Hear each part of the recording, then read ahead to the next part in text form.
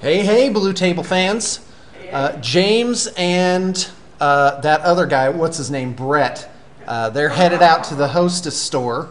And here I am on my computer. I'm doing a direct record. Oh, you guys aren't needed. You can go. I'm recording something on my computer. See how it is, Sean? Yeah, that is how it is. Okay, so what I'm doing here is I am giving you the news and rumors of the wargaming universe, except I'm reading them out loud and giving my own commentary, which I believe is fair use. So yesterday we were on Natfka's blog spot. That's natfka.blogspot.com. This is an article he posted on July 14th. I'm going to read it verbatim and give my own commentary. I spoke to Matt Ward in person after the seminar, and I really must emphasize that he's a really nice, polite, and engaging fellow who doesn't deserve the flack he gets from some members of the community. He deserves praise for his role in bringing us 6th edition. He explained that rule setting is always going to be a moving target, and what works for one person is going to upset another. Boy, isn't that for sure. He said that there were many things that were out of his hands because business decisions have to be taken into account when developing game systems and rules. A couple of key points that came out of that conversation. 1, flak missiles are currently unavailable to all armies, but we'll soon see them filtering throughout into the game. 2, we can expect a new FAQ before the end of the summer. 3, he spoke about Tyranids being a tad difficult to work with, as they have in the past been a little one-dimensional, i.e. charge everyone into close combat. He made a point about there being no vehicle rules in the Tyranid army, and that its monstrous creatures need to be able to kill demon princes. So how do you balance it out? We shall see. I spoke to Jervis a long time. Oh wait, so I want to make a few comments about Matt Ward.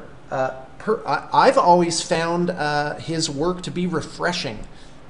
The thing is, Matt Ward thoughtfully, well, I can't go as far as thoughtfully maybe, but he changes things. And if there's one thing about humans, is they do not like their cheese being moved. And he's got it right. You simply can't please everyone. I found the same thing on my YouTube channel. It's like, last week I put up 42 videos, up from 21, which was up from about 8 per week 6 months ago, which is up from about 4 per week 2 years ago. So literally 10 times as much, but still have people say, you know, I didn't like this, I didn't like that. Well, you know what? Well, you got that in addition. In addition, it's not even the glass is half full. It's you got 4 glasses full of water. Why isn't there a 5th one? So, okay, so there's Matt Ward. I like him. I like his codexes. I'd rather something be overpowered than underpowered. Let's move on. I spoke to Jervis. So we're back to Natka, by the way.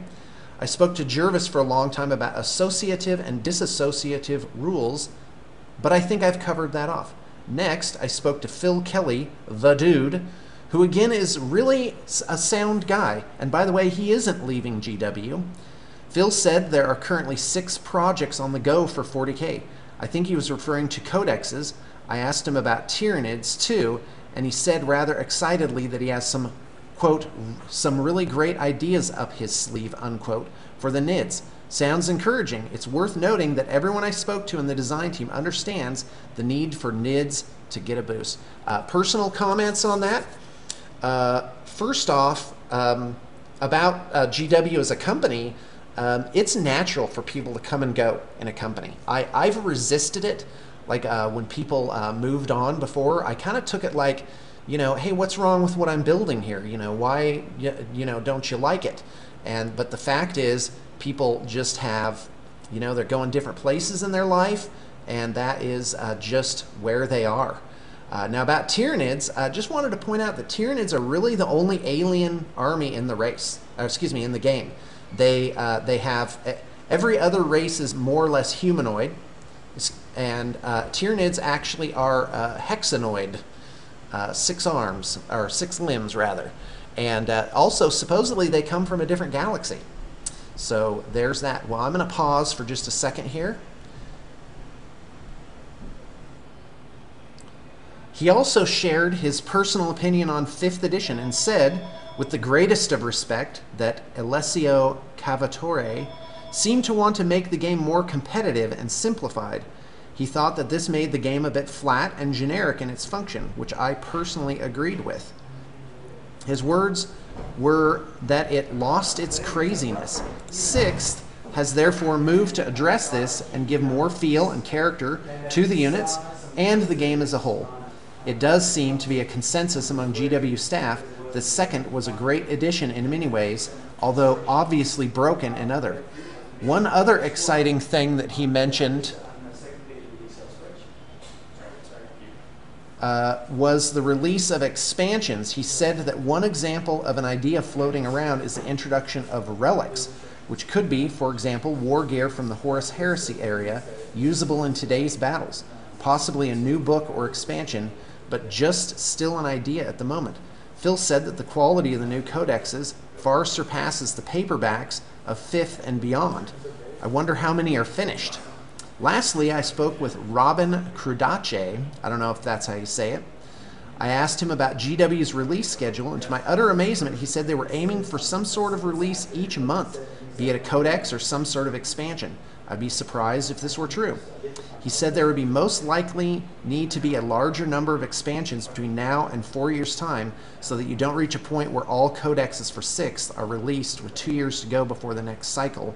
Take that how you will. So there you have it, folks. A very enjoyable day indeed and most insightful. So I just want to say thank you very much to this guy, whoever he is. Please pipe up if you're watching this. I'd love to introduce you to my group. For posting all of this is really absolutely super. Now, about the cycle, I've always been a little frustrated by that actually they release a new rules set that kind of changes everything up, and they haven't even finished the codexes. So I've often said that there's a golden age for an edition. So, for example, and it starts when the 5th Army book is released and goes until the 12th Army book is released out of 15. Because when, like 6th edition, right now, things are still kind of sorting themselves out. It's definitely not too early to jump in and get your army going. But not the golden age yet. It is... but then there's a point where it's like, okay, the next edition's coming out, and everyone kind of holds their breath for that. And it's like if you publish a codex, but guess what? It's kind of out of date, or it just kind of all doesn't work.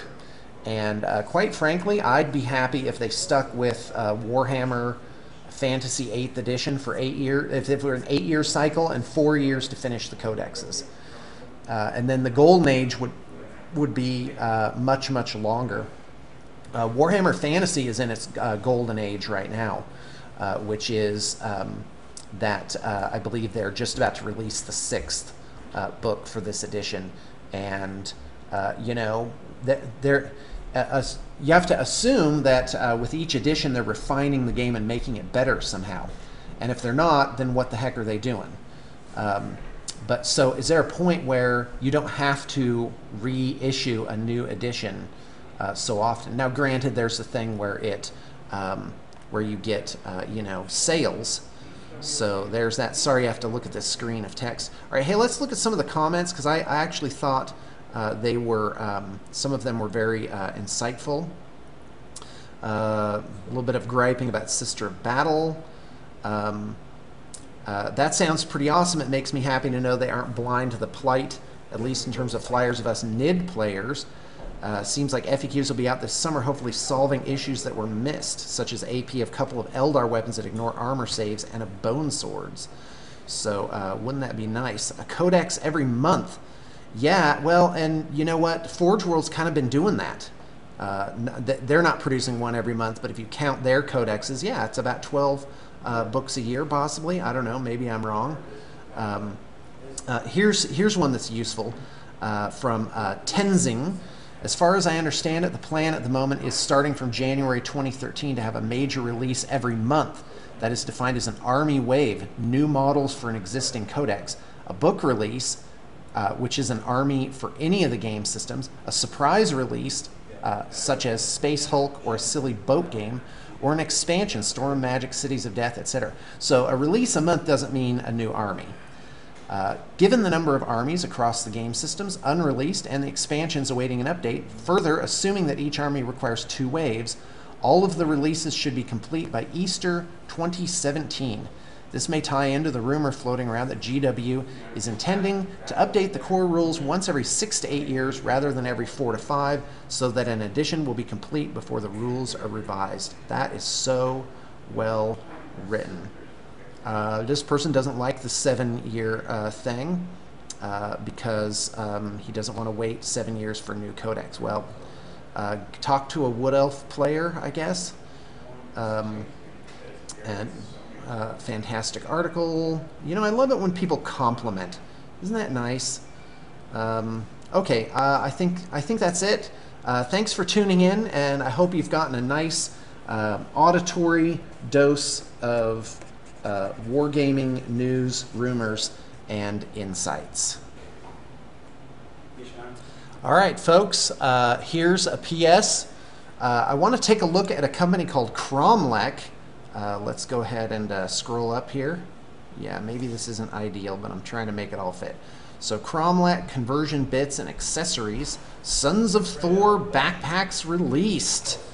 And so he's got, this is Cromlech at .eu. So I'm not sure where this is based. I think it may be Poland. Someone will have to correct me. This guy puts out absolutely fantastic stuff. Quite frankly, I don't know much about the company. I'm only going to show you the product. He's got an eBay store, apparently not an online store proper just yet, but good for him. Here's some running legs for, I guess, some kind of space soldiers type of thing. Look at these Kofeshes, Stygian two-handed weapons. Those are really super. You know, I just wonder what you could use those for. Isn't that neat? Look at that. So they have kind of this sci-fi thing going on. Oh, hold on. Here's the let's look at seller location. Let's see here. PayPal. It is Poland. So, but only $4 shipping. And these are $9.29. So not too bad of a value there. Again, I don't know anything about the company. Are they reliable? You know, what's their turnaround time? If they are casting to match. Look at this. Zephyr missile launcher. Oh, these are fun. Look at these little legs here. Let's go ahead and take a closer look at those. Isn't that fun? So I guess you just put like a torso on like these bionic legs. Wait a minute. This is weird. I'm sorry, guys, but you know, I'm doing the best I can on this program, and you know, we are all about the constant improvement, because you know, if you're not going to constantly improve, what's the point? You know, you've got to look at your weaknesses square in the eye, confront them, and write down a plan to overcome. Oh, look at these guys, Stygian nobles heads. Oh, that's just cool. Okay, I'm sorry. Very well, I accept. Look at this. Look at those. Isn't that neat? Ah, that just makes me happy. Well, check out Cromlech. That's KROMLECH.EU. They've got a great eBay store here, and it's one of the companies that has impressed me over the years.